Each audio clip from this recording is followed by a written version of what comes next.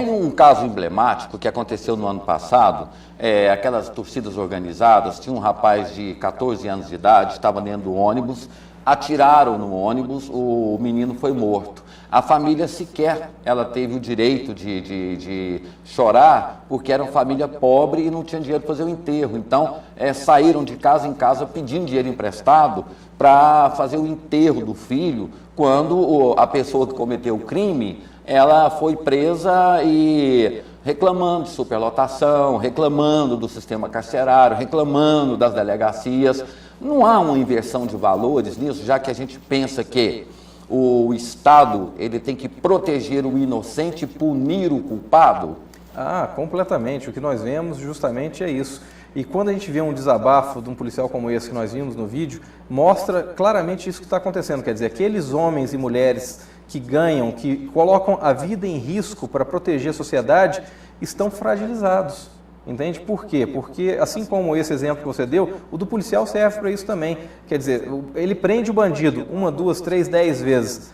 Ele, é o que você falou, quer dizer, ele volta para casa e com tranquilidade o bandido pode marcá-lo, persegui-lo, ir atrás da família dele, assim por diante. Ou seja, o policial não tem segurança para trabalhar, naturalmente a população não vai ter segurança para viver e quem está seguro cada vez mais tranquilo é o bandido.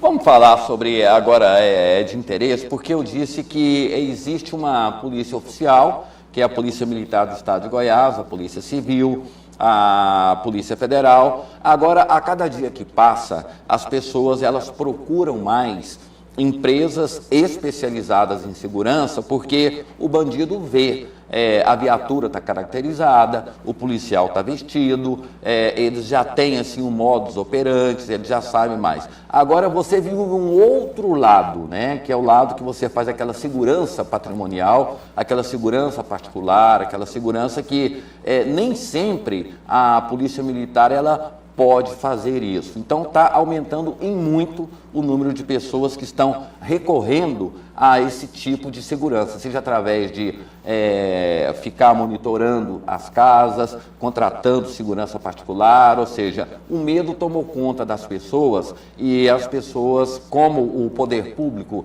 às vezes ele é muito lento, quando eu falo poder público são as leis. São muito lentos, as pessoas elas recorrem à segurança particular para proteger família, patrimônio, coisas assim. Está crescendo muito a preocupação das pessoas com essa segurança. Você tem sentido isso lá na atividade que você desenvolve também de outras empresas? Sim, André, tem crescido e, na verdade, esse fenômeno é a mesma coisa que aconteceu, por exemplo, com a educação e saúde. Hoje, quem tem uma condição melhor, quem busca colocar o filho numa escola particular, por exemplo, quem pode tem um plano de saúde. E da mesma forma, hoje em dia, cada vez mais as pessoas que têm condição vão buscar para suas famílias a segurança privada para poder cooperar com a segurança pública. Ou seja, hoje as pessoas já perceberam que é mais barato, por exemplo, ter um sistema de alarme monitorado na sua casa do que ter uma TV por assinatura, por exemplo. Entende?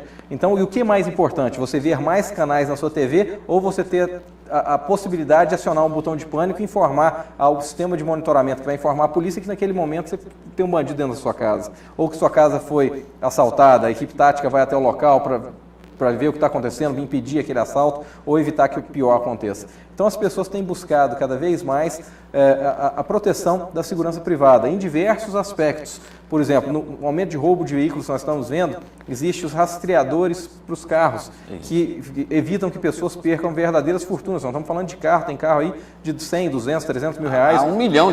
Ou mesmo o carro popular que a pessoa aí comprou por 5, 6, 7, 8, 10 mil reais, o usado, ou o novo por 23. E financia 24, em 48 meses. E que é o patrimônio dele, quer dizer, ele não quer isso na mão do bandido, não quer isso trocado por cocaína, o crack lá no Paraguai ou nas nossas fronteiras.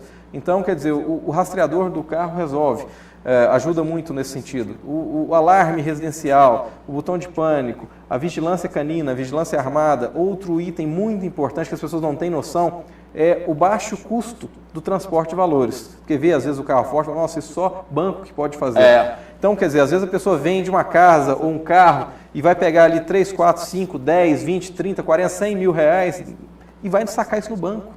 Isso é um prato cheio para o bandido, sendo que pelo preço de uma corrida de táxi, aí algo em torno de um pouquinho mais de corrida de táxi, 80, 90, 100 reais, poderia contratar uma empresa de transporte de valores que vai, pega esse dinheiro, se precisar pegar, se não puder fazer um TED ou alguma coisa assim, pega esse dinheiro e leva para o destino que a pessoa quiser.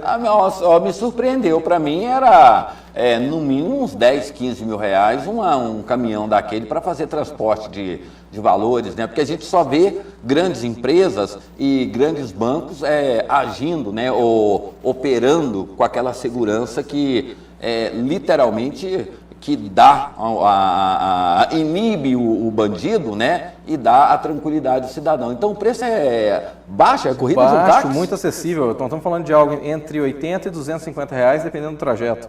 Imagina pelo valor que você vai transportar, a tranquilidade que você vai ter nesse transporte. Até pela vida que você pega, inclusive, né? Esse transporte tem seguro também.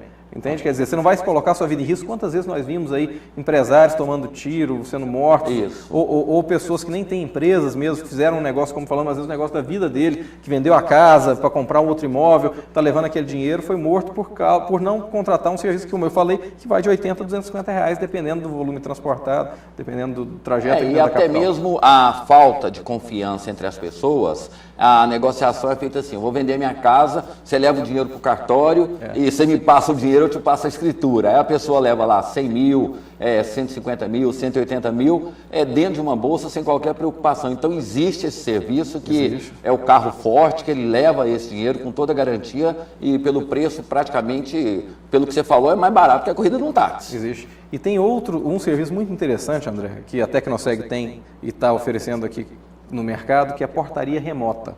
O que é a portaria remota? Nós, principalmente hoje, você sabe que os custos estão altíssimos. Morar num prédio, por exemplo, num condomínio é algo caríssimo.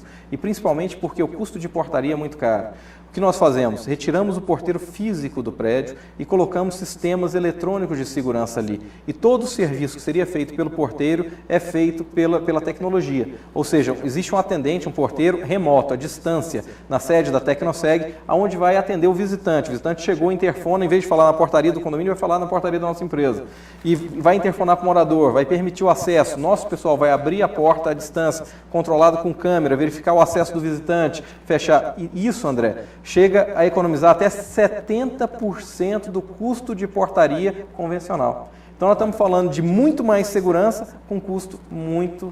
Estamos falando mais segurança, tecnologia, rapidez, eficiência e preço baixo. Exatamente. Agora, Ivan, o cidadão, as pessoas que estão nos assistindo agora, prepara para mim o comercial da Tecnoseg, que eu tenho que parabenizar. Eu sempre falo sobre a forma que vocês abordam a questão da segurança. Vou mostrar o comercial. Eu acho que a empresa que produz, ela está de parabéns, porque mostra ali uma pessoa que está super preparada para qualquer coisa, mas quando surge uma ameaça, ela larga tudo e sai correndo. Aí fala sobre a questão da Tecnoseg. Mas quais são as dicas que você, antes de mais nada, dizer que Ivan Germano não é um palpiteiro, né? É uma pessoa que tem um curso de graduação, pós-graduação, conhece segurança pública, como poucos conhecem aqui no Brasil. Como é que se evita essa indústria? Porque como tem rastreador, como tem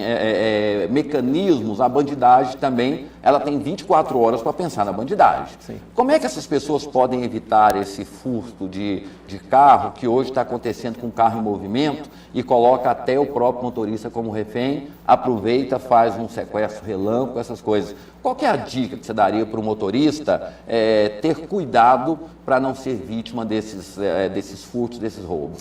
A primeira coisa que a gente vê é que normalmente a vítima deu condição para o bandido pegá-la, né? Nós vemos ainda, infelizmente, muitos casais namorando na rua dentro de veículos, pessoas paradas próximas aos seus veículos, outras pessoas, por exemplo, André, que saem de onde estão e vão em direção ao veículo com a chave na mão, quer dizer, é quase como se dissesse o bandido: olha, eu tenho um carro, olha a marca do meu carro, que muitas vezes tem no chaveiro ali, e se torna fácil de ser abordado. Então, as pessoas têm que tomar cuidado para não facilitar para o bandido, porque o bandido já tem uma vida muito fácil. Quantas vítimas potenciais ele tem? Ele vai buscar aquela que está mais fácil para ser pega. Então, justamente, a pessoa não pode dar bobeira, não pode facilitar a vida do bandido, senão vai virar estatística. As pessoas falam que andar com vidro fechado, usar óculos escuros, até mesmo teve uma época aí que colocavam bonecos infláveis dentro do carro para representar a figura do homem, do animal, dessas coisas. Tem efeito isso? É sobre o assaltante ou não? Tem algo interessante sobre isso. O bandido, ele raramente dá um bote cego, quer dizer, ataca sem saber onde ele está atacando, busca uma vítima sem saber o que vai ter lá do outro lado.